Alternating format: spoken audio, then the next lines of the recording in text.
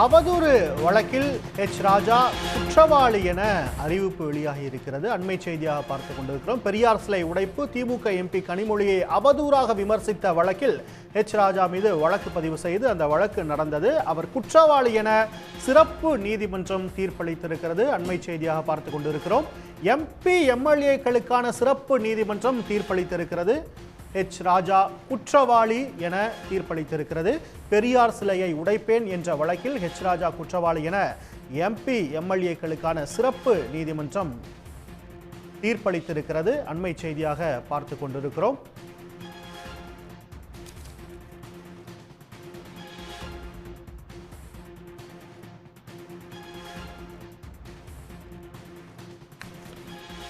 பெரியார் சிலையை உடைப்பேன் எனவும் திமுக எம்பி கனிமொழியை அவதூறாக விமர்சித்த வழக்கில் அவர் மீது வழக்கு பதிவு செய்யப்பட்ட அந்த வழக்கு என்பது எம்பி எம்எல்ஏக்களுக்கான சிறப்பு நீதிமன்றத்தில் நடைபெற்று வந்தது. அதில் அவர் குற்றவாளி என நீதிமன்றம் தீர்ப்பளித்திருக்கிறது. 2 வழக்குகளில் அவர் குற்றவாளி என தீர்ப்பு வழங்கப்பட்டிருக்கிறது. இதன் மேலதிக விவரங்கள் என்ன? அவர் பெரியார் சிலையை உடைப்பேன் என்றும் திமுக எம்பியை பற்றியும் அவதூறாக பேசியிருந்தார். இந்த வழக்கில் அவர் மீது சிறப்பு செய்தியாளர் ரமேஷ்குமார் நம்முடன் இணைகிறார். ரமேஷ்குமார், இந்த வழக்கோட முழு விவரங்கள் என்ன?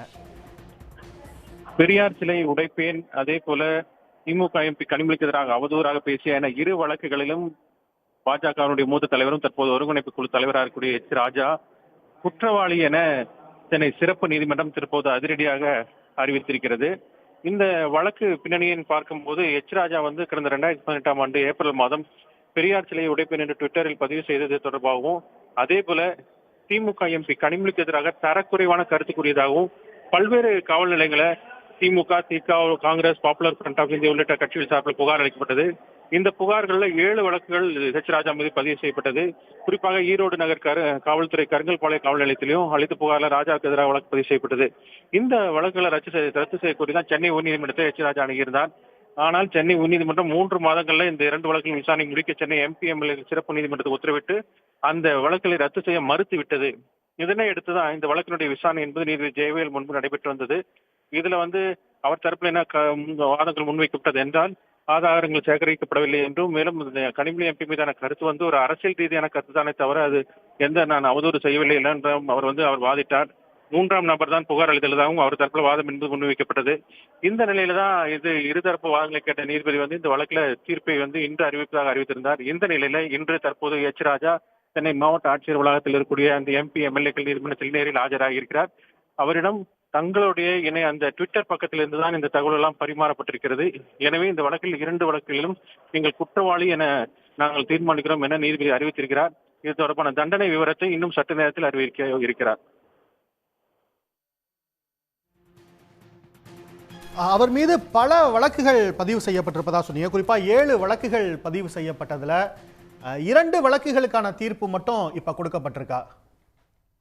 7 வழக்குகளும் அது ஒன்றாக சேர்க்கப்பட்டு 2 வழக்குகளாக மாற்றப்பட்டு சிறப்பு நீதிமன்றத்துக்கு மாற்றப்பட்டது. ஏனென்றால் அந்த தனித்தனியே எல்லாம் ஒரே சம்பந்தமான வழக்குகள் என்பதனால அந்த வழக்குகள் மாற்றப்பட்டு இங்கு பிரதான வழக்குகளாக 2 வழக்குக்கும் மட்டும் இந்த தீர்ப்பு என்பது வழங்கப்படுகிறது. அந்த 2 வழக்குகளில் தான் அந்த வாத பிரதிவாதங்கள் நிறைவேற்று தற்போது தீர்ப்பு என்பது அறிவிக்கப்பட இருக்கிறது.